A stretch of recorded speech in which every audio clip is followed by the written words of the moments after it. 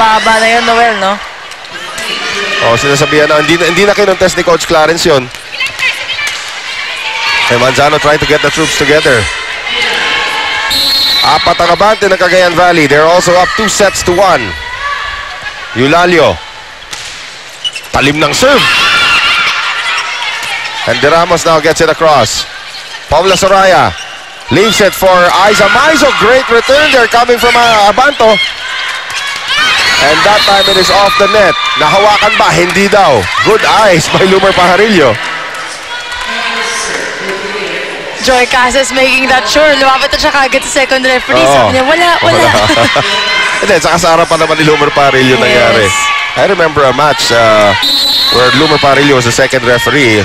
Philippine Army naglalaro. Jovelyn Gonzaga, dumiretso sa kanya. Knockout si Jovelyn Gonzaga. Ang lapad ng ating second referee.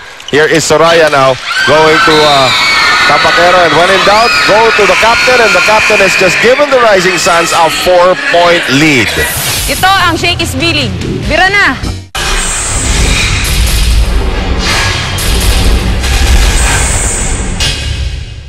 And now, ito si Angge Tapaquero as we rejoin the action. Apat po ang abante ng Cagayan Valley. Di makulangan na ako, papunta rito kay Manzano. Soraya. Pineda. Pantino. Binuhay pa rin ni Pantino. Di makulangan na. Babalikan ulit si Pantino. Binuhay na naman ni Pantino. Good defense there by Aiza Maizo. Given up a free ball now. Etong si Manzano.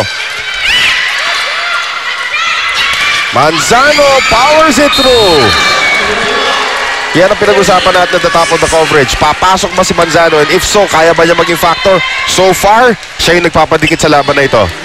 And siya rin yung nag-rally up sa mga teammates niya na magkaroon ng buhay at mag-smile dito sa loob ng court.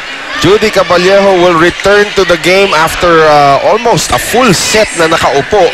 Nagtatanong tayo kanina kay Miyaka, it was just a coach's decision na ibabad dito si Pantino. Ngayon, nagsabay na si Pantino at saka ito si Caballejo. Kailangan na nila lahat ng puntos. Sino ang mag-open? Sino ang mag-utility? Mukhang utility ngayon si Caballejo, Noel. Let's see if that's going to happen here. Semana on the serve. Nice block there by De Ramos.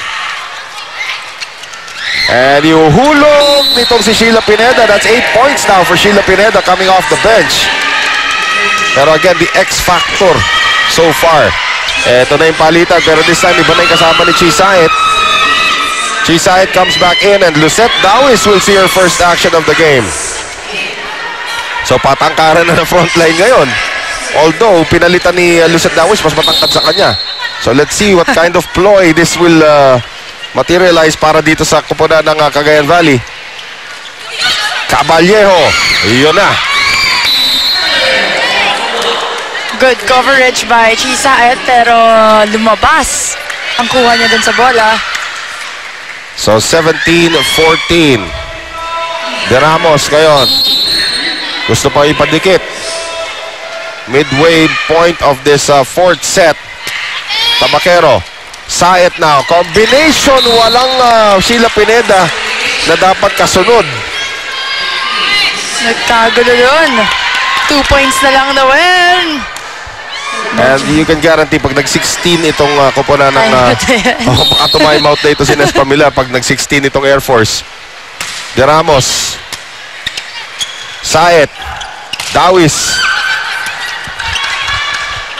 Caballejo now will do the setting, and it will be a point for Mike Ortiz. Ayaw pa tumawag ni Nes Pamilar ng timeout.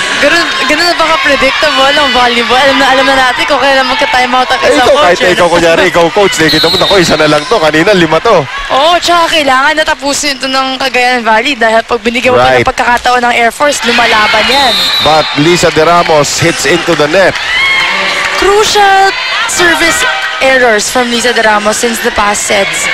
Ito yung ginawa ni Coach Nes naman sa Thailand by sitting Pau Soriano and inserting Benito.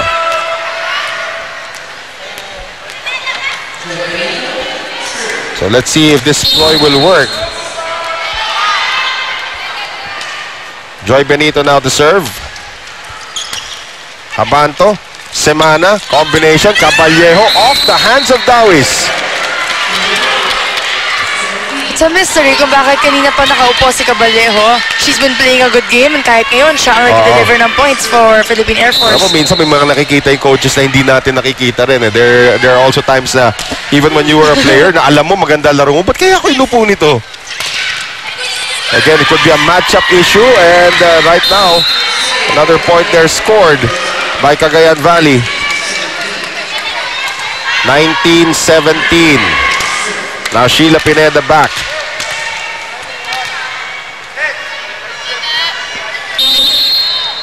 Pineda to serve. May dalawa na siyang ace in this game.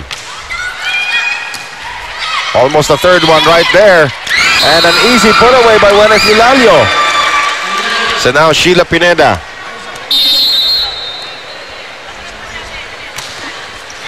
Good serve. Semana. Ortiz. Tinulak na lamang ni Micah Ortiz.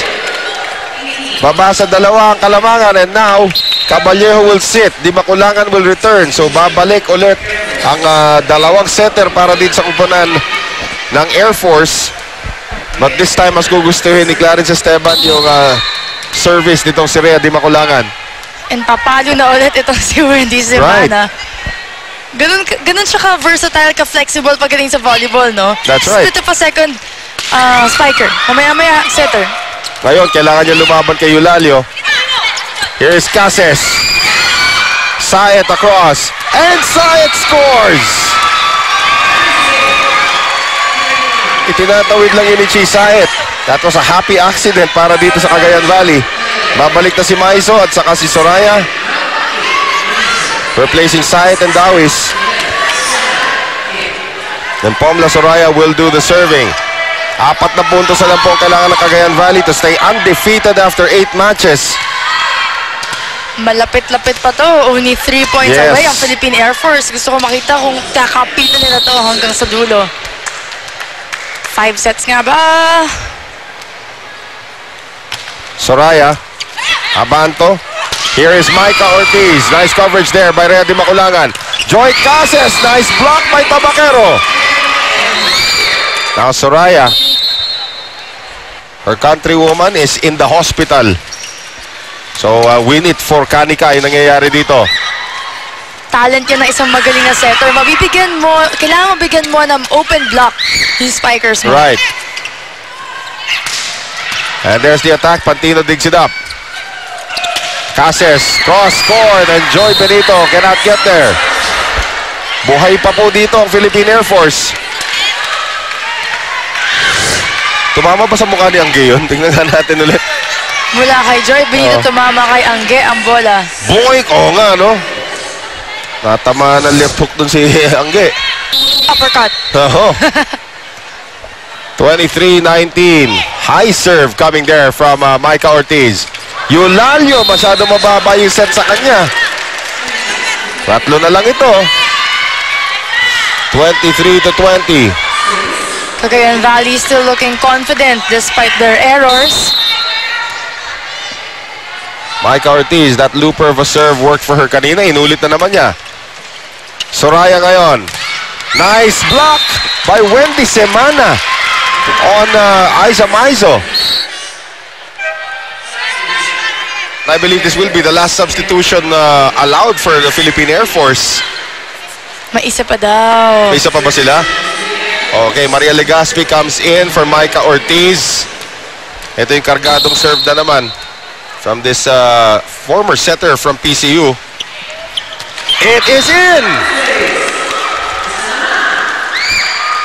So Maria Legaspi with a service ace, and that's a clutch serve. Munti ka na yun, Noel. Pinood natin lahat. Akala natin lalabas, but it drops the line. Former Lady Dolphin.